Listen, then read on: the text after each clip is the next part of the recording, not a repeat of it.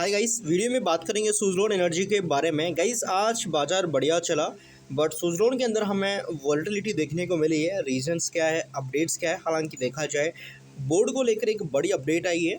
कुछ कार्यकारी निदेशक को लेकर कंपनी की तरफ से कुछ अपडेट आती हुई दिखी है, तो थोड़ा उसके बारे में हम समझेंगे क्या अपडेट है क्या नहीं है, देन इम्पैक्ट किस तरीके से रहा है। बट इम्पोर्टेंट गाइस कि ये जो वीडियो है टोटली एजुकेशन पर्पस के लिए, इसमें किसी भी तरह का प्रॉफिट लॉस या सेल बाय का जो रिकमेंडेशन है वो नहीं है। सो प्लीज़ अपनी रिसर्च जरूर करेगा इस, क्योंकि शेयर बाजार इन्वेस्टमेंट जोखिम से भरा हुआ है, तो अपनी रिसर्च करना मिस ना करें। एंड इम्पोर्टेंट कि Q4 की रिजल्ट की डेट क्या है, थोड़ा उसके बारे में भी जानेंगे, क्योंकि आज कंपनी ने देखा जाए तो जो बोर्ड है यानी कि बोर्ड मीटिंग है उसकी घोषणा की है, उसमें कुछ बदलाव को लेकर यहाँ पे अपडेट आया। तो सबसे पहले अपडेट देख लेते हैं।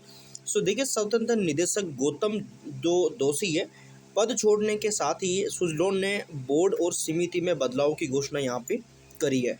तो ये क्या घोषणा है इसके बारे में बता दें तो सुज़लोन एनर्जी के स्वतंत्र निदेशक गौतम दोषी मई 2026 की शुरुआत में अपना दूसरा कार्यकाल समाप्त होने पर बोर्ड से हट जाएंगे। दोषी के जाने से सुज़लोन की ऑडिट, जोखिम प्रबंधन और SARAU जो यहाँ पे SCG बोर्ड समितियों का पुनर्गठन शुरू हो गया है। ये अपडेट्स हमें यहाँ पे देखने को मिल रहे हैं, यानी कि इनका जो कार्यकाल है वो हमें ख़त्म होता हुआ दिख रहा है, एंड इसकी जगह नया जो है यहाँ पे वो स्वतंत्र रूप से चयन किया जाएगा।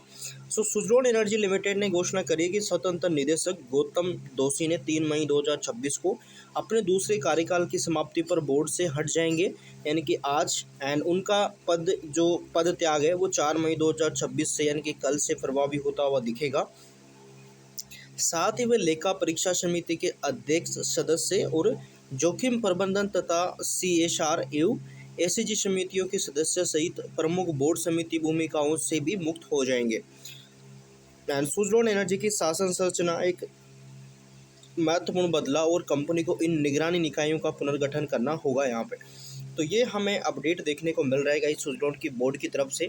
अपडेट छोटा है बट अपडेट करना हमारी यहाँ पे कह सकते हैं कि आपको जिम्मेदारी है। सो अगर कोई भी अपडेट आता है तो मैं आपको अपडेट करता रहता हूँ। इसके बाद मेन पॉइंट क्या है, वो है Q4 के रिजल्ट। तो उसके बारे में थोड़ा हम डिस्कशन करते हैं गाइस। देखिए, हाल ही में कंपनी ने कुछ बढ़िया परफॉर्म भी किया है, एंड देखा जाए पिछले 5 दिन में वोलेटिलिटी रही है, बट पिछले 1 महीने में भी 32% के आसपास का डेटा अच्छा रहा है। 6 मंथ में लगभग 8% के आसपास की वोलेटिलिटी देखने को मिली है। इंपॉर्टेंट है इसके रिजल्ट को लेकर हमने पहले भी डिस्कशन किया था कि लास्ट ईयर जो कंपनी के Q4 के रिजल्ट थे वो कब तक देखने को मिले थे, क्या इतने जल्दी आ गए थे? तो इसका आंसर है नहीं गाइस, इतने जल्दी नहीं आए थे।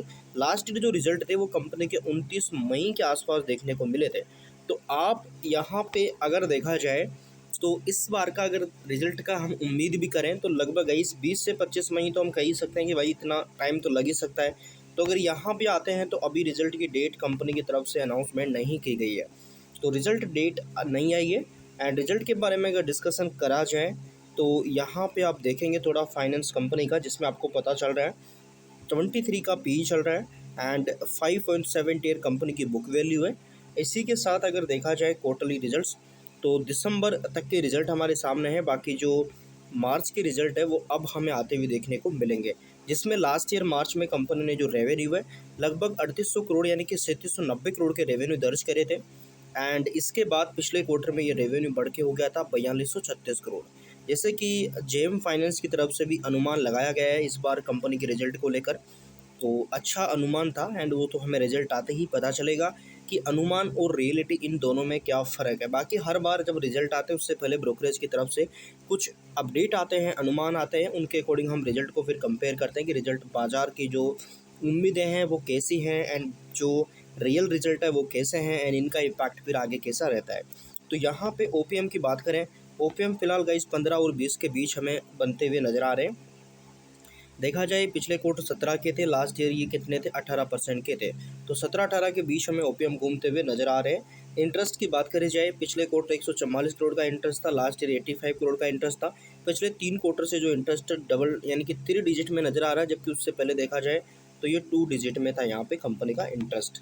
तो ये सारे हैं। हालांकि अगर शेयर होल्डर्स का डेटा भी अगर जाके देखोगे मार्च का, तो प्रमोटर्स की तरफ से कोई चेंज नहीं रहा है, बट FI की तरफ से फिर से पॉजिटिविटी दिखाई गई है।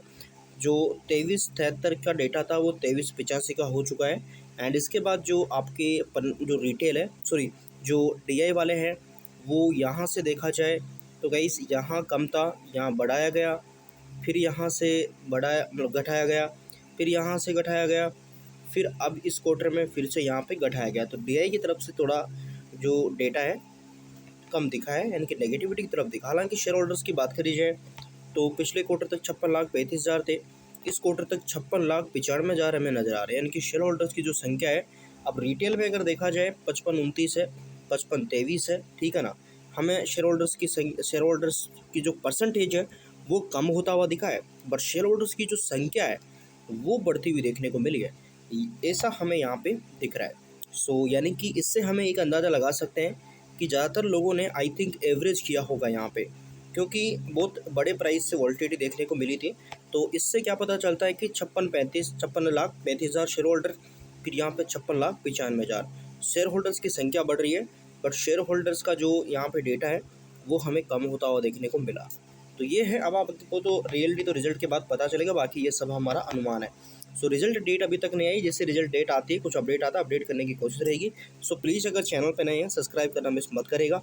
एंड इंपॉर्टेंट गाइस कि अपनी रिसर्च जरूर करिए गाइस, क्योंकि शेयर बाजार में इन्वेस्टमेंट करना जोखिम से भरा हुआ है।